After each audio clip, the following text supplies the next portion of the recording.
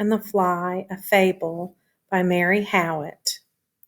Will you walk into my parlor, said the Spider to the Fly. 'Tis the prettiest little parlor that ever you did spy.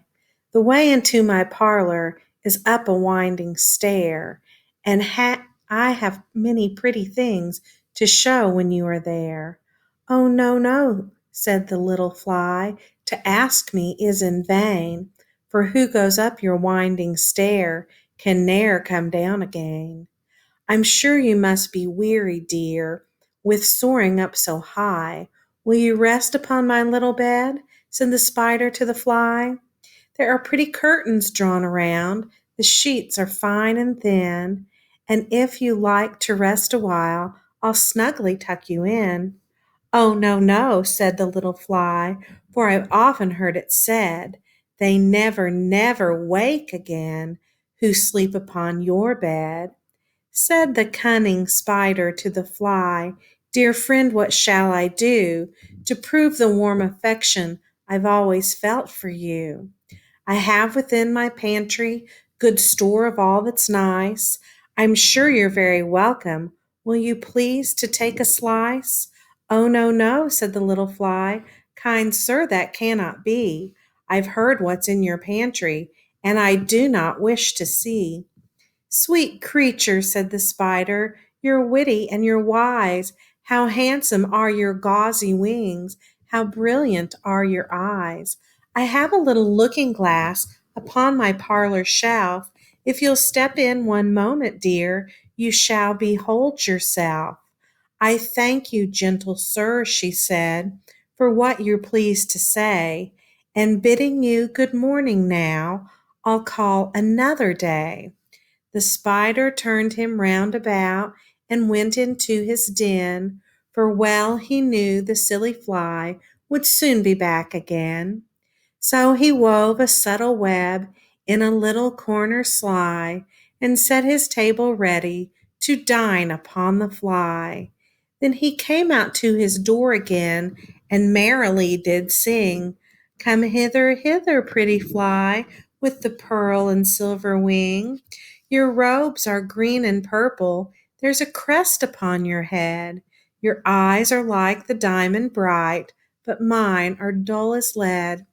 Alas, alas, how very soon this silly little Fly, hearing his wily, flattering words, came slowly flitting by. With buzzing wings she hung aloft, then near and nearer drew, thinking only of her brilliant eyes and green and purple hue, thinking only of her crested head. Poor foolish thing, at last, up jumped the cunning Spider and fiercely held her fast. He dragged her up his winding stair into his dismal den, within his little parlor, but she'd ne'er come out again. And now, dear little children, who may this story read, to idle, silly, flattering words I pray you ne'er give heed. Unto an evil counselor close heart and ear and eye, and take a lesson from this tale of the Spider and the Fly. So I wanted you to hear that read one time before you tried to read it yourself. It's got a lot of sort of flowery language, um, but it's a poem, and so it's read with a cadence or a rhythm in order that you can hear the rhyme at the end of each line.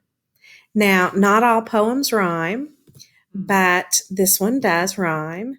And the rhyming scheme or the rhyming style it has is called AABB because fly rhymes with spy. So this would be an A and this would be an A. And stare rhymes with there. So that would be B and B. We call it A and A because these two words rhyme with each other. And then this is a separate set of rhyming words, and then back to AA and BB.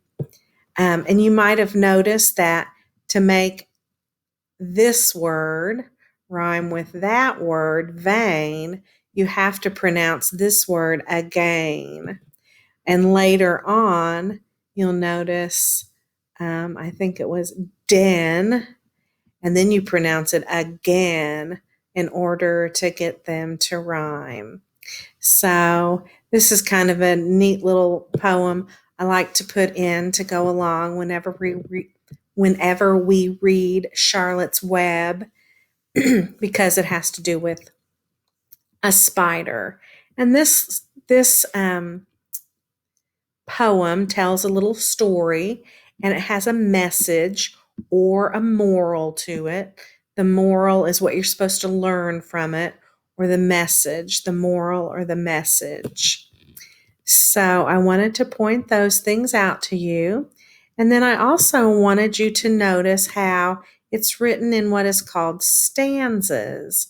So it's a little bit different than paragraphs because poems really aren't written in paragraphs. But you can see there's 6 lines per stanza. So this is a stanza, and this is a second stanza, and this is a third stanza. Each one of them has 6 lines, and you can see, oh, except for this one, and you can see they're separated by spacing. So then the stanzas become a little bit longer down here, and we have 8-line stanzas, and then it ends with the 4-line stanza. So poetry is fun. It's a fun way to work on fluency because you have to read it over and over again and get that cadence or that rhythm. And I'm going to demonstrate the cadence or rhythm one more time, reading these first 2 stanzas. Will you walk into my parlor, said the spider to the fly. 'Tis the prettiest little parlor that ever you did spy. The way into my parlor is up a winding stair, and I have many pretty things to show when you are there. Oh, no, no, said the little fly, to ask me is in vain, for who goes up your winding stair can ne'er come down again. I really think I only need to read one stanza for you to kind of hear the cadence. If you don't read it with a cadence, it sounds like this. Will you walk into my parlor? Said the spider to the fly. 'Tis the prettiest little parlor that ever you did spy. The way into my parlor is up a winding stair, and I have many pretty things to show when you are there. Oh, no, no, said the little fly, to ask me is in vain, for who goes up your winding stair can ne'er come down again. Actually, that was hard for me to read without a cadence. So work on your fluency and your cadence with this poem.